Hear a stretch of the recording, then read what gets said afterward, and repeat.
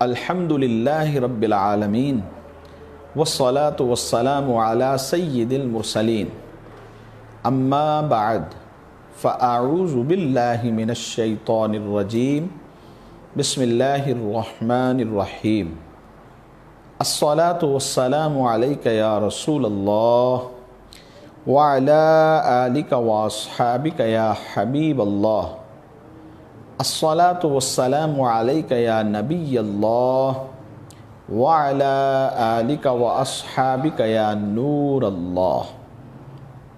سرکار دو عالم نور مجسم صلی اللہ تعالی علیہ وآلہ وسلم کا فرمان ذیشان ہے، جس شخص نے میری طرف محبت اور شوق کی وجہ سے مجھ پر ہر دن اور ہر رات میں تین مرتبہ درود پاک پڑھے تو اللہ تبارک و تعالی پر حق ہے کہ اس کے اس دن اور رات کے گناہ بخش دے۔ صلو علی الحبیب صلی اللہ تعالی علی محمد صلی اللہ علیہ وسلم۔ پیارے اسلامی بھائیوں اور ہمارے فیس بک دارالافتاء اہل سنت کے پیج کے ویورز، ہم ایک مرتبہ پھر آپ کو اپنے اس پیج پر اپنے سلسلے میں خوش آمدید کہتے ہیں۔ آپ سوالات کر سکتے ہیں، کمنٹس میں اپنے سوالات درج کیجئے، ہو سکے تو اردو فونٹ کے اندر اپنا سوال درج کیجئے تاکہ پڑھنے میں آسانی رہے۔ انشاءاللہ عز و جل ممکنہ صورت میں آپ کا سوال شامل سلسلہ کیا جائے گا۔ سرکار دو عالم نور مجسم صلی اللہ تعالی علیہ وآلہ وسلم کا فرمان عالی شان ہے۔ سیدنا ابو ہریرہ رضی اللہ تعالیٰ عنہ کو نصیحت کرتے ہوئے ارشاد فرمایا، اتق المحارم تکن اعبد الناس، کہ تم اللہ تبارک و تعالی کی حرام کردہ اشیاء سے بچو، عبادت گزار بن جاؤ گے۔ پیارے اسلامی بھائیوں، ہمیں سرکار دو عالم صلی اللہ علیہ وسلم نے بڑی پیاری نصیحت تعلیم فرمائی ہے کہ عبادت گزار اگر بننا چاہتے ہیں تو پھر حرام کاموں سے بچنا ہوگا، اپنی ذات کو گناہوں سے بچانا ہوگا، تقوی اور پرہیزگاری کو اختیار کرنا ہوگا، اپنے دامن کو گناہوں کی سیاہی سے بچاتے رہیں گے تو انشاءاللہ عز و جل ایک دن عبادت گزار بن جائیں گے۔ اللہ تعالی ہم سب کو عمل کی توفیق عطا فرمائے۔ آئیے آج کے سلسلے میں پہلا سوال شامل کرتے ہیں۔ جنازے کے ساتھ چلتے ہوئے جو کلمہ شہادت پڑھا جاتا ہے اس کا پڑھنا کیسا ہے؟ جنازے کے ساتھ چلتے ہوئے جو کلمہ شہادت پڑھا جاتا ہے یہ یقیناً اللہ تبارک و تعالیٰ کا ذکر ہے اور اس کے پیارے محبوب صلی اللہ علیہ وسلم کا ذکر ہے کہ پڑھنے والا اس بات کی گواہی دیتا ہے کہ اللہ تبارک و تعالیٰ ایک ہے اور نبی پاک صلی اللہ علیہ وسلم اس کے رسول ہیں، اور کلمہ شہادت چونکہ ذکر الہی بھی ہے اور ذکر مصطفیٰ بھی ہے تو اس کے کرنے میں کیا حرج ہو سکتا ہے۔ بالخصوص ہمارے ہاں جو آج کل حالات چل رہے ہیں کہ جنازوں کے ساتھ لوگ چلا کرتے تھے تاکہ خوف خدا نصیب ہو، آخرت کی فکر نصیب ہو اور فضولیات اور لغویات سے بچنا نصیب ہو، اور انسان جنازے کو دیکھ کر جنازے کے ساتھ چل کر اللہ تبارک و تعالی کا نیک بندہ بن جائے اور خوف خدا نصیب ہو جائے۔ لیکن فی زمانہ جس طرح کی صورتحال ہے کہ لوگ جنازوں کے ساتھ چلتے ہیں اور آپس میں دنیا داری کی گفتگو کر رہے ہوتے ہیں، تو دنیا داری کی گفتگو کرنے سے بہتر یہ ہے کہ اللہ تبارک و تعالیٰ اور اس کے پیارے محبوب صلی اللہ علیہ وسلم کا ذکر کیا جائے۔ تو جنازے کے ساتھ چلتے ہوئے جو کلمہ شہادت پڑھا جاتا ہے اس میں شرعاً کوئی حرج نہیں، یہ ایک جائز عمل ہے۔ کیا مسجد کی ٹوپی میں نماز ہو جاتی ہے؟ فقہ کرام یہ فرماتے ہیں کہ اپنی ٹوپیاں اپنے جیب میں رکھیں اور وہ اپنے سر پہ لے کر نماز کے وقت میں نماز پڑھی جائے، یا کوئی کپڑا اپنے پاس دستار رکھی جائے، دستار باندھ کر امامہ شریف باندھ کر پھر نماز ادا کریں۔ مسجد کی میلی کچیلی جو ٹوپیاں ہوتی ہیں تو عام طور پر صفوں پہ پڑی ہوتی ہیں، کبھی زمین پہ پڑی ہوتی ہیں، تو ان کو لوگ پھینک دیتے ہیں۔ تو کہا کہ ان میں نماز پڑھنا مکروہ ہے۔ البتہ اگر کسی کے پاس کوئی ٹوپی نہیں ہے، کوئی کپڑا سر پر رکھنے کے لیے نہیں ہے، تو بہتر یہ ہے کہ یہ ٹوپیاں اگر میلی کچیلی بہت زیادہ نہ ہوں، مناسب ہیں اور دیکھنے میں میلی نہیں لگتی، تو ان کو پہن کر نماز پڑھ لینا یہ افضل ہے۔ ایک سوال اور ہم سے پوچھا جا رہا ہے، سوال یہ ہے کہ فرضوں اور سنتوں میں کیا ایک ہی سورت پڑھ سکتے ہیں؟ فرضوں اور سنتوں میں اگر ایک ہی سورت یاد ہے تو ایک ہی سورت پڑھ سکتے ہیں، اور اگر اور صورتیں بھی یاد ہیں تو مختلف صورتیں پڑھنی چاہیے، اور مختلف صورتیں پڑھیں تاکہ وہ روائز بھی ہو جائیں، اور جتنی صورتیں یاد ہیں کبھی پہلی رکعت میں کوئی صورت، دوسری رکعت میں کوئی، اور تیسری میں کوئی، اور چوتھی میں اس کے علاوہ کوئی اور صورت پڑھی جائے۔ جب صورتیں زیادہ یاد ہوں تو مختلف صورتیں پڑھنی چاہیے، اور پڑھنے میں یاد رکھیے ترتیب کا لحاظ رکھنا یہ بہت ضروری ہے۔ ترتیب سے مراد یعنی قرآن کی ابتدا سے آخر کی طرف پہلے جو صورت پڑھی ہے، اب اس کے بعد والی صورت جو آتی ہے قرآن میں ترتیب کے اعتبار سے وہ پڑھی جائے۔ ترتیب کا خیال رکھنا یہ ضروری ہے۔ آئیے ایک اور سوال آج کے سلسلے میں شامل کرتے ہیں۔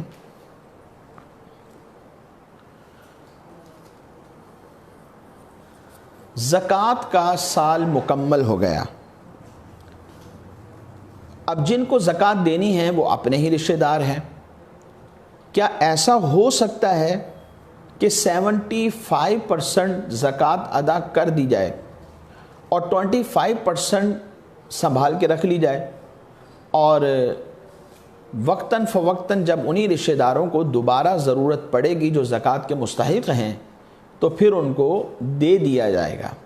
کیونکہ ظاہر حال اس بات کا تقاضا کرتا ہے کہ دوبارہ ان کو ضرورت پیش آئے گی۔ تو کیا ایسا کرنا درست ہے؟ دیکھیں، جب سال پورا ہو جاتا ہے تو سال پورا ہونے کے بعد اب زکوٰۃ ادا کرنے میں تاخیر کرنے کی اجازت نہیں ہے۔ فوری طور پر لازم ہے کہ جتنی زکوٰۃ بنتی ہے اتنی ادا کر دی جائے۔ فرض کر لیں کسی شخص کی 1,00,000 روپیہ زکوٰۃ بنتی ہے اور سال کمپلیٹ ہو چکا ہے، تو اس پر لازم ہے کہ وہ فوری طور پر اپنا وہ 1,00,000 روپیہ ادا کر کے بری الذمہ ہو جائے۔ ہاں، شریعت مطہرہ نے یہ رخصت عطا فرمائی ہے کہ پورا سال یعنی سال پورا ہونے سے پہلے تھوڑی تھوڑی کر کے زکوٰۃ ادا کی جا سکتی ہے، یعنی کبھی 5,000 دے دیا، کبھی 10,000 مستحق کو دے دیا، کبھی 15,000 دے دیا، جیسے جیسے ضرورت پیش آتی رہتی ہے وقتاً فوقتاً وہ پیسے دیتے رہیں، اور جب سال مکمل ہو جائے تو اب حساب کریں کتنے پیسے ادا کر چکے ہیں۔ اگر تو جو زکوٰۃ بنتی تھی وہ ادا ہو چکی ہے تو بری الذمہ ہو گئے، اور اگر ابھی اتنے پیسے ادا نہیں ہوئے، جیسے 1,00,000 روپیہ زکوٰۃ بنتی ہے اور 70,000 دے چکے ہیں، تو 1,00,000 میں سے جب 70 مائنس کرتے ہیں تو پیچھے 30,000 بچ جاتے ہیں۔ تو اب سال جب کمپلیٹ ہو گیا ہے تو اب 30,000 فوری طور پر نکال دیا جائے اور ان کو اکٹھا کر کے نہ رکھا جائے کہ ضرورت پیش آنے پر پھر تقسیم کرتے رہیں گے. سال پورا ہونے کے بعد جتنی تاخیر کریں گے اتنا زیادہ گناہ ملتا رہے گا. آئیے ایک اور سوال اپنے اس سلسلے میں شامل کرتے ہیں.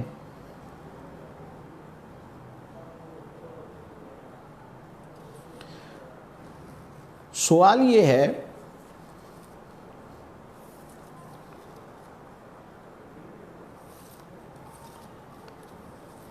کہ اگر کوئی شخص زکوٰۃ ادا کرتا ہے تو کیا اس پر لازم ہے کہ جو استعمال کے زیورات ہیں ان پر بھی زکوٰۃ ادا کرے؟ سائل کے سوال سے یہ سمجھ آتا ہے کہ ان کے ذہن میں یہ ہے کہ جو زیورات، جو گولڈ، جو سونا محفوظ کر کے رکھا ہوا ہو اس پر زکوٰۃ ہوتی ہے، اور جو اس کے علاوہ استعمالی ہوتا ہے، پہننے کے لیے رکھا ہوتا ہے، جو پہن رہے ہوتے ہیں، اس پر زکوٰۃ نہیں. ایسا ہرگز نہیں ہے. جتنا سونا موجود ہے اگر وہ نصاب کو پہنچتا ہے، یعنی شریعت مطہرہ نے جو حدود و قیود مقرر فرمائی ہیں ان کے مطابق ہے، خواہ وہ استعمالی ہے خواہ وہ سنبھال کے رکھا ہوا ہے، بہر صورت ان دونوں طرح کے گولڈ کے اوپر، سونے کے اوپر زکوٰۃ لازم ہوگی. اسی طرح چاندی کا معاملہ ہے. چاندی خواہ پہننے والی ہو یا اس کو سنبھال کے رکھا ہوا ہو، بہر صورت اس کے اوپر زکوٰۃ لازم ہوگی. آئیے ایک اور سوال آج کے سلسلے میں شامل کرتے ہیں. جس جگہ پر نہایا جاتا ہے یعنی غسل کیا جاتا ہے، کیا وہیں پر وضو بھی کر سکتے ہیں؟ دیکھیں، یہاں پر ایک بات ذہن میں رکھیں کہ جس جگہ پر پیشاب کیا جاتا ہے، یعنی WC بنی ہوئی ہے، وہاں پر پیشاب کرتے ہیں، پخانہ کے لیے بیٹھتے ہیں، اس جگہ پر وضو اور غسل کرنے سے فقہاء نے منع فرمایا ہے اور اسے مکروہ لکھا ہے. البتہ جس جگہ غسل کیا جاتا ہے وہاں پیشاب یا پخانہ نہیں کیا جاتا تو وہاں پر وضو یا غسل کرنا منع نہیں ہوتا. آئیے ایک اور سوال آج کے سلسلے میں شامل کرتے ہیں. سوال یہ ہے کہ کیا تیمم جب کیا جائے اور پاس شیشہ ہو تو شیشے کے اوپر تیمم ہو سکتا ہے یا نہیں؟ شیشے کے اوپر تیمم نہیں ہو سکتا. ہاں، ایک صورت ہے کہ اگر شیشے کے اوپر گرد لگی ہوئی ہے، غبار لگا ہوا ہے کہ جب ہاتھ اس کے اوپر لگائیں گے تو ہاتھوں کو وہ غبار لگ سکے، اگر ایسا غبار ہے تو اس شیشے کے اوپر تیمم ہو سکتا ہے. ایک اور سوال آج کے سلسلے میں شامل کرتے ہیں. محمد جوید یہ ہم سے سوال پوچھ رہے ہیں کہ اگر کوئی چھوٹا بچہ نماز میں بڑوں کی صف میں کھڑا ہو جائے تو کیا بڑوں کی نماز فاسد ہو جاتی ہے؟ جی نہیں، ایسا نہیں ہوتا. بڑوں کی نماز فاسد ہرگز نہیں ہوتی، بلکہ بڑوں کی صف میں اگر ایک سمجھدار بچہ کھڑا ہو جاتا ہے تو اس میں شرعاً کوئی حرج نہیں. سمجھدار سے مراد جو یہ جانتا ہو کہ نماز کیا ہوتی ہے، نماز کیسے پڑھی جاتی ہے، تو اس ایک بچے کے کھڑے ہونے میں کسی قسم کا کوئی حرج نہیں ہوتا. ہاں، وہ بچے کہ جو سمجھدار نہیں ہیں ان کو پچھلی صف میں کھڑا کیا جائے گا، بلکہ حکم یہ ہے کہ جب صف بنائی جائے تو بڑے بالغ سب پہلی صف میں کھڑے ہوں، اور جو بچے ہیں خواہ وہ سمجھدار ہیں یا غیر سمجھدار ہیں ان سب کو پچھلی صف کے اندر کھڑا کیا جائے. اور اگر پچھلی صف میں سب بچے کھڑے ہیں اور اس کے بعد کوئی اور شخص آ جاتا ہے اور اگلی صفیں تمام مکمل ہیں تو وہ اس صورت کے اندر بچوں کی صف میں بھی کھڑا ہو سکتا ہے. اور کوئی سمجھدار بچہ جو نماز کے بارے میں جانتا ہے بڑوں کی صف میں کھڑا ہے تو نماز میں کسی بھی قسم کا کوئی حرج نہیں، ایک بچے کے کھڑے ہونے میں فقہاء نے فرمایا کہ شرعاً اجازت ہے۔ آئیے ایک اور سوال آج کے سلسلے میں داخل کرتے ہیں۔ سجدہ میں بازو زمین پر ہو تو کیا حکم ہے؟ جیسے کتے کی طرح بازو بچھانا، حدیث مبارک میں اس سے منع فرمایا گیا، لیکن نماز ہو جاتی ہے۔ ہم یوں کہہ سکتے ہیں کہ نماز اس طرح خلاف سنت ہوگی، سجدہ جو سنت کے مطابق طریقہ ہے اس کے مطابق ادا کیا جائے، مردوں کے لیے یہی حکم ہے۔ آئیے ایک اور سوال آج کے سلسلے میں شامل کرتے ہیں۔ سلمان نواز ہم سے یہ پوچھ رہے ہیں کہ کیا شیخ خاندان، شیخ فیملی کا لڑکا سید خاندان سے نکاح کر سکتا ہے؟ یعنی لڑکی سید خاندان سے ہے اور لڑکا غیر سید ہے۔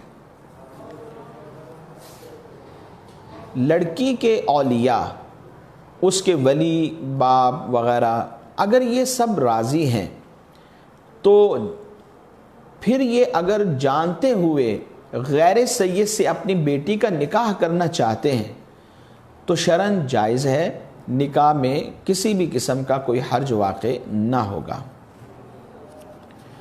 اور اگر اولیاء راضی نہیں ہیں تو پھر سیدہ خاتون یہ غیر سید سے نکاح نہیں کر سکتی۔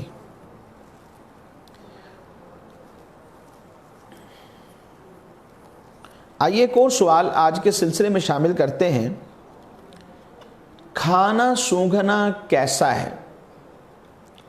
کھانے کو سونگھنے سے حدیث مبارک میں منع کیا گیا ہے۔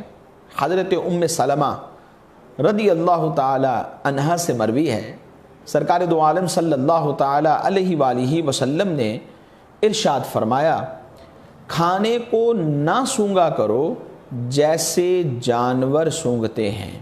یعنی کھانے کو سونگنا جانوروں سے تشبیہ دی گئی کہ جانور بھی کھانے کو سونگتے ہیں پھر اس کو کھاتے ہیں، تو ہمیں حکم یہ ہے کہ ان جانوروں کے عمل کی طرح عمل نہ کریں، کھانوں کو نہ سونگا کریں۔ تو اس وجہ سے اس سے بچنا چاہیے، کیونکہ حدیث مبارک میں اس سے ممانعت کی گئی ہے۔ آئیے ایک اور سوال آج کے سلسلے میں ہم شامل کرتے ہیں۔ سوال یہ ہے کہ گھروں کے اندر بیڈ، صوفہ، یہ چیزیں اگر ناپاک ہو جائیں تو انہیں پھر پاک کیسے کیا جا سکتا ہے؟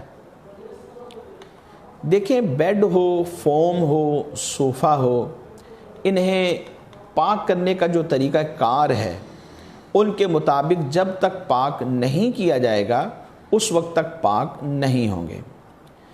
بیڈ کے فوم یا کارپٹ کو پاک کرنے کے حوالے سے چند ایک طریقے علماء نے بیان فرمائے ہیں۔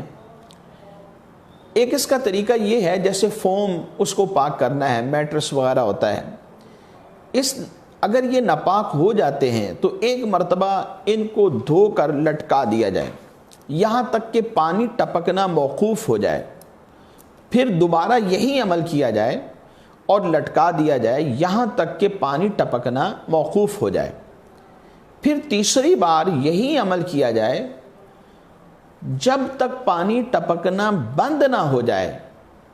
تو یہ صوفہ سے مراد یہ فوم، مولٹی فوم اور جو اپنا میٹرس وغیرہ ہوتے ہیں، یہ اس وقت تک پاک نہیں ہوں گے جب تک کہ پانی ٹپکنا بند نہیں ہو جاتا۔ ہاں بند ہو جاتا ہے تو پھر یہ پاک ہیں۔ اور جو صوفہ ہوتا ہے عام طور پہ اس کا جو فوم ہے وہ لکڑی کے ساتھ جڑا ہوا ہوتا ہے، اسے لٹکانا تو خیر مشکل ہوتا ہے، اگر جدا کیا جا سکتا ہے آسانی کے ساتھ تو پھر اسی طریقے سے اسے بھی پاک کیا جا سکتا ہے۔ اور دوسرا طریقہ عام طور پر مولٹی فوم، میٹرس وغیرہ کا، گدوں کا یہ ہوتا ہے، جیسے کارپٹ وغیرہ کا بھی یہی ہے کہ انہیں جاری پانی کے اندر دھو دیا جائے۔ اگر جاری پانی کے اندر ڈال دیا جائے یہاں تک کہ یہ دھل جائیں تو تب بھی پاک ہو جائے گا۔ اور جو لکڑی کے ساتھ فوم لگا ہوا ہے اس کو بھی پائپ کے ساتھ اگر اتنا پانی بہایا جائے یہاں تک کہ غالب ظن ہو جائے کہ پانی بہہ گیا ہوگا، تو پھر اس غالب ظن ہو جائے کہ نجاست بہہ گئی ہوگی، تو ایسی صورت میں اسے پاک کنسیڈر کیا جائے گا۔ مزید اس حوالے سے کپڑے پاک کرنے کا جو طریقہ، اس طرح کا رسالہ دعوت اسلامی کا مل جاتا ہے، آپ اس کا بھی مطالعہ کر لیجئے تاکہ کپڑے پاک کرنے اور دیگر جو اشیاء ہیں انہیں پاک کرنے میں آسانی واقع ہو۔ آئیے ایک اور سوال آج کے سلسلے میں شامل کرتے ہیں۔ نبیل احمد یہ پوچھ رہے ہیں کہ امام اعظم کے نام کے ساتھ رضی اللہ عنہ لکھنا کیسا ہے؟ امام اعظم ابو حنیفہ رضی اللہ تعالی عنہ کے نام پاک کے ساتھ رضی اللہ تعالی عنہ لکھنا جائز ہے۔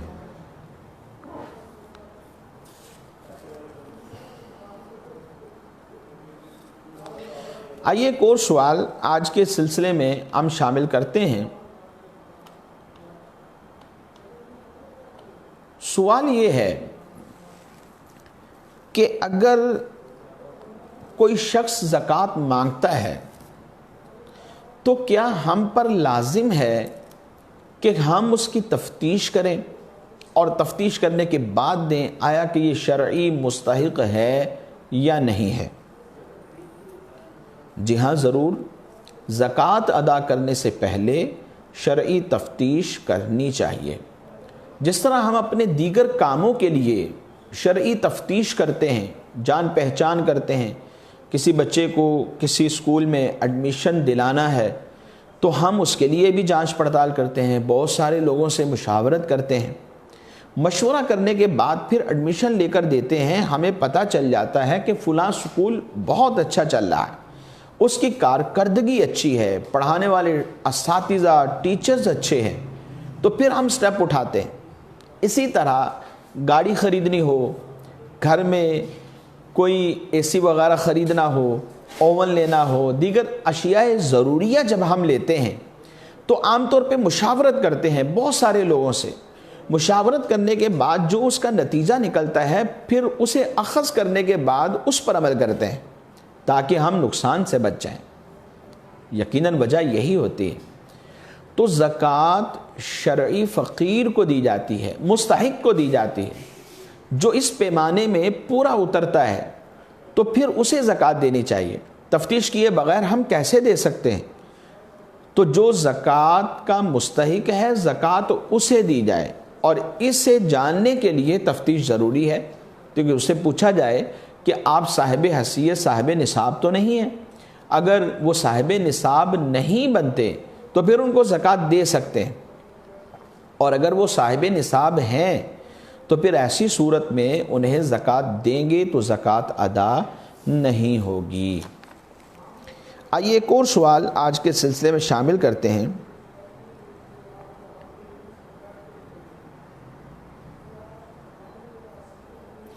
آصف شیخ اتاری یہ پوچھ رہے ہیں، اگر کسی بچے نے کسی ایسی عورت کا دودھ پیا جس کا شوہر سید ہے اور یہ دودھ بھی اسی مرد سے اترا ہے، تو کیا وہ بچہ سید کہلائے گا؟ دیکھیں، رضاعت یعنی حرمت رضاعت تو ثابت ہو جائے گی، لیکن اس کا جو نسب ہے وہ اس کے اصل باپ سے چلے گا۔ اگر وہ بھی سید ہیں تو پھر یہ سید کہلائے گا، اور اگر وہ سید نہیں ہیں تو جو وہ ہیں اس کے مطابق ہی عمل کیا جائے گا۔ ایک اور سوال آج کے سلسلے میں شامل کرتے ہیں۔ زمین ساکن ہے یا گردش کر رہی ہے، اس کی وضاحت کریں۔ محمد جاوید بھائی، اس کے اوپر فقہ کرام کے کثیر رسالے، کتابچے اور کثیر کتب موجود ہیں، اور سوشل میڈیا کے اوپر بھی اس کے اوپر کافی تفصیلی گفتگو مل جاتی ہے، اور سید اعلیٰ حضرت رحمۃ اللہ تعالی علیہ کا رسالہ فتاوی رضویہ شریف کے اندر بھی موجود ہے، اور الگ سے بھی یہ مل جاتا ہے۔ آپ نے کثیر قرآن مجید فرقان حمید کی آیات بینات اور احادیث مبارکہ سے استدلال کرتے ہوئے یہ بتایا کہ زمین ساکن ہے، اور مطالعہ اگر کرنا چاہیں تو آپ سیدی اعلیٰ حضرت رحمۃ اللہ تعالیٰ علیہ کی وہ کتاب، وہ رسالہ آپ پرچیز کیجئے اور اسے تفصیلی طور پر پڑھیے تاکہ جو اس کا کنسیپٹ ہے وہ واضح ہو سکے۔ آئیے ایک اور سوال آج کے سلسلے میں ہم شامل کرتے ہیں۔ سوال یہ ہے کہ سفر کرنے کے لیے جب ہم نکلتے ہیں گھر سے تو شرعی مسافت جو 92 کلومیٹر کی کہی گئی ہے کہ 92 کلومیٹر کا اگر سفر ہوگا، اتنی مسافت ہوگی تو قصر نماز کریں گے۔ اس مسافت کی ابتدا کہاں پر ہوگی اور انتہا کہاں پر ہوگی؟ اس حوالے سے فقہ کرام یہ فرماتے ہیں کہ جس شہر سے چلے ہیں اس شہر کی حدود جہاں پر ختم ہوتی ہے، یعنی اختتامی حدود، وہاں سے لے کر جس شہر میں انٹری ہوگی اس شہر کی جو ابتدائی حدود ہے، اس درمیان میں جو ڈسٹینس ہے، جو مسافت بنتی ہے، اسے اکاؤنٹ کیا جائے گا۔ اگر وہ 92 کلومیٹر ہے تو پھر یہ شرعی سفر ہے، اور ایسی صورت کے اندر نماز میں قصر کی جائے گی۔ اور اگر یہ مسافت کم ہے، یعنی بیچ والی جو مسافت ہے اسے ملا کر، اور شہر جس سے چلے ہیں وہاں گھر سے یا اس بس اسٹینڈ سے کہ جہاں سے گاڑی پہ بیٹھے ہیں وہاں سے لے کر اور دوسرے کے گھر پہنچنے تک سارا ملا کر 92 کلومیٹر بنتا ہے، تو پھر یہ شرعی سفر نہیں کہلائے گا۔ شرعی سفر سے مراد کہ وہ سفر کہ جس کے اندر نماز کو قصر کیا جاتا ہے، یعنی 4 رکعت والی جو نماز ہے اسے 2 کر کے پڑھا جاتا ہے۔ تو لہٰذا اس کا خلاصہ یہ ہوا کہ جس شہر سے چلے ہیں اس کی اختتام حدود اور جہاں جانا ہے اس کی ابتدائی حدود، درمیان میں اگر 92 کلومیٹر کا فاصلہ بنتا ہے تو یہ شرعی سفر نماز کی قصر کرنے کے لیے کہلائے گا۔ ایک اور سوال آج کے اس سلسلے میں شامل کرتے ہیں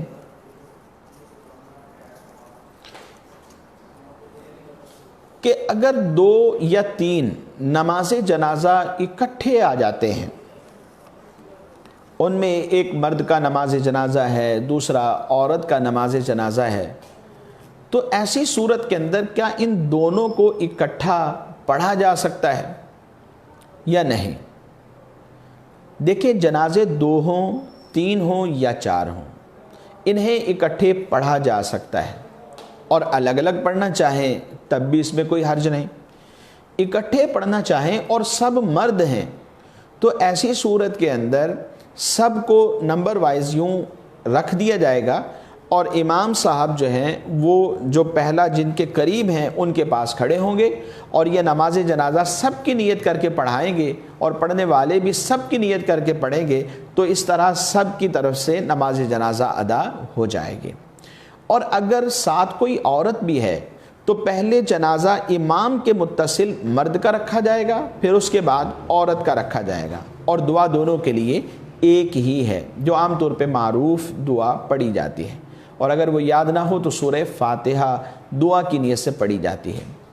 اور اگر ایسا ہے، یعنی ایک تیسری صورت بھی میں عرض کر دیتا ہوں کہ جنازہ مرد کا بھی ہے اور نابالغ بچے کا بھی ہے، تو نابالغ بچہ امام سے متصل نہیں ہوگا، بلکہ امام کے بالکل سامنے متصلاً جنازہ مرد کا ہوگا، پھر اس کے بعد نابالغ بچے کا ہوگا، اور دعا اس کے لیے بھی وہی ایک ہی جو معروف دعا ہے، اللہم اغفر لحینا ومیتنا وشاہدنا وغائبنا وصغیرنا وکبیرنا وذکرنا وانثانا، یہی دعا یہاں پر پڑھی جا سکتی ہے۔